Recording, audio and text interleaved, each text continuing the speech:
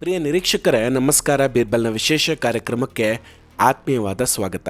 ವೀಕ್ಷಕರ, ರಾಹುಲ್ ಗಾಂಧಿ ಅವರ ಬ್ರಿಟಿಷ್ ಪೌರತ್ವವನ್ನು ಪ್ರಶ್ನಿಸಿ ಅರ್ಜಿ ಸಲ್ಲಿಸಿರುವಂತಹ ಅರ್ಜಿದಾರ ವಿಘ್ನೇಶ್ ಶಿಶಿರ್ ಅವರು ಜನವರಿ ತಿಂಗಳಲ್ಲಿ ರಾಯ್ಬರೇಲಿಯ MP MLA ನ್ಯಾಯಾಲಯದ ಹೊರಗೆ ಮಾಧ್ಯಮಗಳೊಂದಿಗೆ ಮಾತಾಡ್ತಾ ಒಂದು ಆಘಾತಕಾರಿಯಾದಂತಹ ವಿಷಯವನ್ನು ಹೇಳ್ತಾರೆ.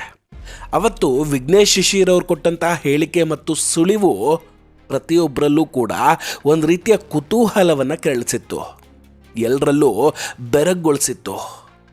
ಯಾಕಂದರೆ ಅವತ್ತು ವಿಘ್ನೇಶ್ ಶಿಶಿರ್ ಅವರು ತಾವು ಯಾವ ದಿನ ರಾಹುಲ್ ಗಾಂಧಿ ಅವರನ್ನು ಭೇಟಿ ಆಗ್ತೀನೋ ಅಥವಾ ಯಾವ ದಿನ ರಾಹುಲ್ ಗಾಂಧಿ ನ್ಯಾಯಾಲಯದಲ್ಲಿ ನನ್ನ ಮುಂದೆ ಬರ್ತಾರೋ ಅವತ್ತು ನಾನು ಅವರನ್ನು ಪ್ರಶ್ನಿಸುವುದರ ಜೊತೆಗೆ ಅವರ ನಿಜವಾದ ಕುಟುಂಬದ ಬಗ್ಗೆ ಕೇಳ್ತೀನಿ ಅಂತ ಸವಾಲನ್ನು ಹಾಕಿದ್ರು. ವಿಘ್ನೇಶ್ ಶಿಶಿರ್ ಅವರ ಆ ಕ್ಲಿಪ್ ಹೊರಗೆ ಬಂದಾಗ ರಾಹುಲ್ ಗಾಂಧಿ ಅವರ ನಿಜವಾದ ಕುಟುಂಬದ ಬಗ್ಗೆ ಕೇಳಿ ಪ್ರತಿಯೊಬ್ಬರು ಶಾಕ್ ಆಗ್ತಾರೆ. ಯಾಕಂದರೆ ಭಾರತದಲ್ಲಿ ರಾಹುಲ್ ಗಾಂಧಿ ಅವ್ರ ಕುಟುಂಬ ಅಂದರೆ ಅವ್ರ ತಾಯಿ ಸೋನಿಯಾ ಗಾಂಧಿ, ಸಹೋದರಿ ಪ್ರಿಯಾಂಕಾ ಗಾಂಧಿ ಮತ್ತು ಅವರ ಭಾವ ರಾಬರ್ಟ್ ವಾದ್ರಾ ಮಾತ್ರ ಅನ್ನೋದಷ್ಟೇ ಎಲ್ರಿಗೂ ಗೊತ್ತಿರೋದು.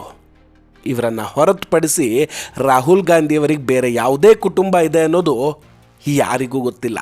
ಹಾಗಾದರೆ ವಿಘ್ನೇಶ್ ಶಿಶಿರ್ ಅವರು ಯಾವ ಕುಟುಂಬದ ಬಗ್ಗೆ ಮಾತಾಡ್ತಿದ್ದಾರೆ ಅನ್ನೋ ಪ್ರಶ್ನೆ ಎಲ್ಲರಲ್ಲೂ ಮೂಡಿತ್ತು. ಈಗ ವಿಘ್ನೇಶ್ ಶಿಶಿರ್ ಅವರು ಆ ಕುಟುಂಬದ ಬಗ್ಗೆ ಒಂದು ದೊಡ್ಡ ಸುಳಿವನ್ನೇ ಕೊಟ್ಟಿದ್ದಾರೆ. ವಿಘ್ನೇಶ್ ಶಿಶಿರ್ ಅವರು ಈಗ ಅಂತಹ ಒಂದು ಹಂತಕ್ಕೆ ತಲುಪಿದ್ದಾರೆ ಅಂದರೆ ರಾಹುಲ್ ಗಾಂಧಿ ಅವರ ಬ್ರಿಟಿಷ್ ಪೌರತ್ವವನ್ನು ಸಾಬೀತುಪಡಿಸೋದಕ್ಕೆ ತಯಾರಾದಂಗೆ ಕಾಣಿಸ್ತಾ ಇದೆ. ಯಾವಾಗ ಈ ಹಂತಕ್ಕೆ ನಾನು ಬರ್ತೀನೋ ಆಗ ರಾಹುಲ್ ಗಾಂಧಿ ಅವರ ವೈಯಕ್ತಿಕ ಜೀವನದ ಬಗ್ಗೆ ದೊಡ್ಡ ದೊಡ್ಡ ರಹಸ್ಯಗಳನ್ನು ಬಯಲು ಮಾಡೋದಾಗಿ ಅವ್ರು ಹಿಂದೆ ಕೂಡ ಹೇಳ್ಕೊಂಡಿದ್ರು. ಈಗ ಅಲಹಾಬಾದ್ ಹೈಕೋರ್ಟ್ನಲ್ಲಿ ಎಲ್ಲವೂ ಬಹುತೇಕ ನಿರ್ಧಾರ ಆದಂಗಿದೆ. ಜೊತೆಗೆ ವಿಘ್ನೇಶ್ ಶಿಶಿರ್ ಅವರು ಕೂಡ ತುಂಬ ಆತ್ಮವಿಶ್ವಾಸದಿಂದ ಇದ್ದಂಗಿದೆ. ತಾವು ನೀಡಿರುವಂತಹ ಸಾಕ್ಷಿಗಳಿಂದ ರಾಹುಲ್ ಗಾಂಧಿ ಅವರನ್ನು ಇನ್ಯಾರೂ ಉಳಿಸೋದಕ್ಕೆ ಸಾಧ್ಯ ಇಲ್ಲ ಮತ್ತು ಕೇವಲ ಪ್ರಕ್ರಿಯೆಗಳು ಮಾತ್ರ ಬಾಕಿ ಇದೆ, ಶೀಘ್ರದಲ್ಲೇ ಎಲ್ಲವೂ ಬಹಿರಂಗ ಆಗುತ್ತೆ ಅಂತಿದ್ದಾರೆ. ಇದೇ ಟೈಮಲ್ಲಿ ವಿಘ್ನೇಶ್ ಶಿಶಿರ್ ಅವ್ರ ಕಡೆಯಿಂದ ಒಂದು ಇಂಟ್ರೆಸ್ಟಿಂಗ್ ಆದಂತಹ ಟ್ವೀಟ್ ಕೂಡ ಬರುತ್ತೆ. ವಿಘ್ನೇಶ್ ಶಿಶಿರ್ ಅವರ ಟ್ವಿಟರ್ ಟೈಮ್ಲೈನ್ ನೋಡಿದ್ರೆ ಬರೀ ಸಾಕ್ಷಿಗಳಿಂದಲೇ ತುಂಬ ಹೋಗಿದೆ. ಯಾಕಂದರೆ ತಮ್ಮ ಮೇಲಿನ ದಾಳಿಯ ಭಯದಿಂದ ಮತ್ತು ಸಾಕ್ಷಿಗಳು ನಾಶ ಆಗಬಹುದು ಅನ್ನೋ ಆತಂಕದಿಂದ ಎಲ್ಲ ಮಾಹಿತಿಯನ್ನು ಟ್ವಿಟರ್ನಲ್ಲಿ ವಿಘ್ನೇಶ್ ಶಿಶಿರ್ ಅವರು ಈಗ ಹಾಕ್ಕೊಳ್ತಾ ಇದ್ದಾರೆ. 23 ಮಾರ್ಚ್ 2026 ಮಧ್ಯರಾತ್ರಿ 12:54 ವಿಘ್ನೇಶ್ ಅವರು ಒಂದು ಟ್ವೀಟ್ ಮಾಡಿದ್ದಾರೆ. ಆ ಟ್ವೀಟ್ನಲ್ಲಿ ವಿಘ್ನೇಶ್ ಶಿಶಿರ್ ಅವರು ಬರೆದಿರುವಂತಹ ವಿಷಯ ಏನಂದರೆ, UN connected information of truly global citizen holding citizenship. ಅಂದರೆ ಒಂದಕ್ಕಿಂತ ಹೆಚ್ಚು ದೇಶಗಳ ಪೌರತ್ವ ಹೊಂದಿರುವ ಜಾಗತಿಕ ಪ್ರಜೆಯ ಬಗ್ಗೆ ಅವ್ರಿಗೆ ಮಾಹಿತಿ ದೊರೆತಿದೆಯಂತೆ. ಅಲ್ಲವರು ಯಾರ ಹೆಸರನ್ನು ಕೂಡ ನೇರವಾಗಿ ಉಲ್ಲೇಖ ಮಾಡಲಿಲ್ಲ. ಆದರೆ ಒಬ್ಬ ವ್ಯಕ್ತಿಯ ಬಗ್ಗೆ ಮಾಹಿತಿ ನೀಡ್ತಾ ಅವರು ಜಾಗತಿಕ ಪ್ರಜೆಯಾಗಿದ್ದಾರೆ, ಜೊತೆಗೆ ಅವ್ರ ಬಳಿ ಹಲವು ದೇಶಗಳ ಪೌರತ್ವ ಇದೆ ಅಂತ ತಿಳಿಸ್ತಾರೆ. ಅವ್ರು ಕೊಟ್ಟಿರುವಂತಹ ಮಾಹಿತಿಯ ಪ್ರಕಾರ ಆ ಒಬ್ಬ ವ್ಯಕ್ತಿ ಏನಿದ್ದಾನೆ ಆತ ಬ್ರಿಟನ್ ಪೌರತ್ವವನ್ನು ಯಾವುದೋ ಒಂದು ಪ್ರಕ್ರಿಯೆಯ ಮೂಲಕ ಪಡೆದುಕೊಂಡಿದ್ದಾರೆ. ಎರಡನೇದಾಗಿ ಅಮೇರಿಕಾದ ಪೌರತ್ವವನ್ನು ಮದುವೆಯ ಮೂಲಕ ಪಡೆದಿದ್ದಾರೆ. ಮೂರನೇದಾಗಿ ಆ ವ್ಯಕ್ತಿಯ ಬಳಿ ಭಾರತದ ಪೌರತ್ವ ಕೂಡ ಇದೆ ಅನ್ನೋದು ಅತ್ಯಂತ ಆಘಾತಕಾರಿ ವಿಷಯ ಆಗಿದೆ.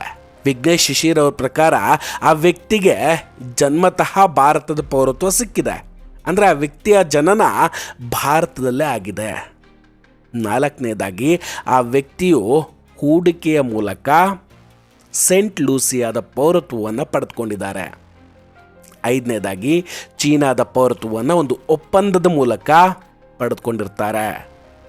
ಆರನೇದಾಗಿ ಇಟಲಿಯ ಪೌರತ್ವವನ್ನು ಪೋಷಕರ ಜನ್ಮಸ್ಥಳದ ಆಧಾರದ ಮೇಲೆ ಪಡೆದಿದ್ದಾರೆ ಅಂತ ಇಲ್ಲಿ ಹೇಳಲಾಗ್ತಾ ಇದೆ. ಈಗ ವೀಕ್ಷಕರೇ, ಈ 6 ಬೇರೆ ಬೇರೆ ದೇಶಗಳ ಪೌರತ್ವ ಯಾರಿಗೆ ಸಿಕ್ಕಿದೆ, ಯಾರು ಪಡೆದುಕೊಂಡಿದ್ದಾರೆ ಅನ್ನೋದು ನಿಮಗೆ ಸ್ಪಷ್ಟವಾಗಿ ಅರ್ಥ ಆಗಿದೆ ಅಂದ್ಕೊಳ್ತೀನಿ. ಮುಂದೆ ವಿಘ್ನೇಶ್ ಶಿಶಿರ್ ಅವರು ಮತ್ತಷ್ಟು ಮಾಹಿತಿಯನ್ನು ನೀಡ್ತಾ ಹೇಳ್ತಾರೆ, ಆ ವ್ಯಕ್ತಿಯ ಮೊದಲ ಪತ್ನಿಯಿಂದ 2 ಮಕ್ಕಳಿದ್ದಾರಂತೆ. ಅದರಲ್ಲಿ ಮಗನಿಗೆ 21 ವರ್ಷ, ಮಗಳಿಗೆ 19 ವರ್ಷ. ಆ ವ್ಯಕ್ತಿ ಈಗ 4ನೇ ಮದುವೆ ಆಗಿದ್ದು, ಪ್ರಸ್ತುತ ಇರುವಂತಹ 4ನೇ ಪತ್ನಿಯು ಕೂಡ ಕನ್ನಡ ಮಾತಾಡ್ತಾರೆ ಮತ್ತು ಅವರಿಗೆ 2 ಮಕ್ಕಳಿದ್ದಾರಂತೆ. ಈ ಮಕ್ಕಳು ಸದ್ಯಕ್ಕೆ UK-ನಲ್ಲಿಯೇ ಇದ್ದು ವಿದ್ಯಾಭ್ಯಾಸ ಮಾಡ್ತಿದ್ದಾರೆ ಅಂತ ವಿಘ್ನೇಶ್ ಶಿಶಿರ್ ಅವರು ಹೇಳ್ತಾ ಇರೋದು. ಈ ಎಲ್ಲ ವಿಷಯಗಳನ್ನು ತಾವು ಮೊದಲ ದಿನವೇ, ಅಂದರೆ ನ್ಯಾಯಾಲಯದ ವಿಚಾರಣೆಯ ದಿನವೇ ಅಥವಾ ಆ ವ್ಯಕ್ತಿ ನ್ಯಾಯಾಲಯಕ್ಕೆ ಹಾಜರಾದ ದಿನವೇ ಬಯಲ್ ಮಾಡ್ತೀನಿ ಅಂತ ವಿಘ್ನೇಶ್ ಶಿಶಿರ್ ಅವರು ಟ್ವಿಟರ್ನಲ್ಲಿ ಹೇಳ್ಕೊಂಡಿದ್ದಾರೆ. ವಿಘ್ನೇಶ್ ಅವರು ಯಾವ ವ್ಯಕ್ತಿಯ ಬಗ್ಗೆ ಮಾಹಿತಿ ನೀಡಿದ್ದಾರೋ ಅವ್ರ ಹೆಸರು ಬರಿದೇ ಇರ್ಬೋದಿಲ್ಲಿ. ಆದರೆ ಆ ವ್ಯಕ್ತಿಯ ಪೋಷಕರು ಇಟಲಿಯವರು ಮತ್ತು ಆ ವ್ಯಕ್ತಿಗೆ ಭಾರತದ ಪೌರತ್ವವೂ ಇದೆ ಅಂತ ಸ್ಪಷ್ಟವಾಗಿ ಹೇಳಿದ್ದಾರೆ. ಭಾರತದಲ್ಲಿ ದ್ವಿಪೌರತ್ವಕ್ಕೆ ಅವಕಾಶ ಇಲ್ಲ ಅನ್ನೋ ವಿಷಯವನ್ನು ಇಲ್ಲಿ ಗಮನಿಸಬೇಕು ವೀಕ್ಷಕರೇ. ಜೊತೆಗೆ ಇದೇ ವಿಷಯದ ಬಗ್ಗೆ ವಿಘ್ನೇಶ್ ಶಿಶಿರ್ ಅವರು ರಾಹುಲ್ ಗಾಂಧಿ ಅವರ ವಿರುದ್ಧ ಪ್ರಕರಣ ಕೂಡ ದಾಖಲಿಸಿದ್ದಾರೆ. ರಾಹುಲ್ ಗಾಂಧಿ ಅವರ ತಾಯಿ ಸೋನಿಯಾ ಗಾಂಧಿ ಅವರು ಕೂಡ ಇಟಲಿಯವರು. ಜೊತೆಗೆ ರಾಹುಲ್ ಗಾಂಧಿ ಅವರ ಜನನ ಭಾರತದಲ್ಲೇ ಆಗಿದೆ. ಈ 2 ಅಂಶಗಳನ್ನು ನೀಡುವ ಮೂಲಕ ವಿಘ್ನೇಶ್ ಶಿಶಿರ್ ಅವರು ತಾವು ಮಾಡ್ತಿರುವಂತಹ ಎಲ್ಲ ಆರೋಪಗಳು ರಾಹುಲ್ ಗಾಂಧಿ ಅವರ ಬಗ್ಗೆ ಅನ್ನೋದನ್ನು ಸ್ಪಷ್ಟಪಡಿಸ್ತಾ ಇದ್ದಾರೆ. ಈಗ ಎಲ್ರಿಗೂ ಇದೇ ಅನುಮಾನ ಮೂಡ್ತಾ ಇರೋದು. ರಾಹುಲ್ ಗಾಂಧಿ ಅವರ ಎಲ್ಲ ಆಂತರಿಕ ವರದಿಗಳು ವಿಘ್ನೇಶ್ ಅವರಿಗೆ ಸಿಕ್ಕಿರಬಹುದು. ಜೊತೆಗೆ ಆ ವರದಿಗಳ ಆಧಾರದ ಮೇಲೆ ಅವರು ಈಗ ರಾಹುಲ್ ಗಾಂಧಿ ಅವರು ಪಾರಾಗೋದಕ್ಕೆ ಸಾಧ್ಯ ಇಲ್ಲ ಅಂತ ಇಷ್ಟೊಂದು ಕಡಾಖಂಡಿತವಾಗಿ ಹೇಳ್ತಾ ಇದ್ದಾರೆ. 6 ದೇಶಗಳ ಪೌರತ್ವದ ಬಗ್ಗೆ ಇಲ್ಲಿ ಪ್ರಕರಣ ದಾಖಲು ಮಾಡಲಾಗ್ತಾ ಇದೆ. ಪ್ರಕರಣ ಆಲ್ರೆಡಿ ನ್ಯಾಯಾಲಯದಲ್ಲಿ ಇರೋದ್ರಿಂದ ಅವರು ನೇರವಾಗಿ ಯಾರ ಹೆಸರನ್ನು ಕೂಡ ಬಳಸದೆ ಈ ಎಲ್ಲ ಮಾಹಿತಿಯನ್ನು ಸಾಂಕೇತಿಕವಾಗಿ ಟ್ವೀಟ್ ಮಾಡಿ ಹೇಳ್ತಾ ಇದ್ದಾರೆ. ರಾಹುಲ್ ಗಾಂಧಿ ಅವರು ಪ್ರಪಂಚದ ವಿವಿಧ ದೇಶಗಳಲ್ಲಿ ಬೇರೆ ಬೇರೆ ಪಾಸ್ಪೋರ್ಟ್ಗಳನ್ನು ಬಳಸ್ಕೊಂಡು ಓಡಾಡ್ತಾರೆ ಅಂತ ವಿಘ್ನೇಶ್ ಶಿಶಿರ್ ಅವರು ಹಿಂದೆ ಕೂಡ ಆರೋಪವನ್ನು ಮಾಡಿದ್ರು. ಇನ್ನು ಮದುವೆಯ ವಿಷಯಕ್ಕೆ ಬಂದರೆ ಹಲವು ವಿದೇಶಿ ನಿಯತಕಾಲಿಕೆಗಳು ಅಂದರೆ ಮ್ಯಾಗ್ಝಿನ್ಗಳು ಮತ್ತು ಪತ್ರಿಕೆಗಳು ರಾಹುಲ್ ಗಾಂಧಿ ಅವರು ವಿವಾಹಿತರು ಅಂತಲೇ ಮೊದಲಿಂದ ಆರೋಪ ಮಾಡಿದ್ವು. ಈ ಎಲ್ಲ ಆರೋಪಗಳ ಬಗ್ಗೆ ರಾಹುಲ್ ಗಾಂಧಿ ಅವರು ಇದುವರೆಗೂ ಕೂಡ ಯಾವುದೇ ಸ್ಪಷ್ಟನೆ ನೀಡಿಲ್ಲ ಅಥವಾ ಖಂಡಿಸಲೂ ಇಲ್ಲ.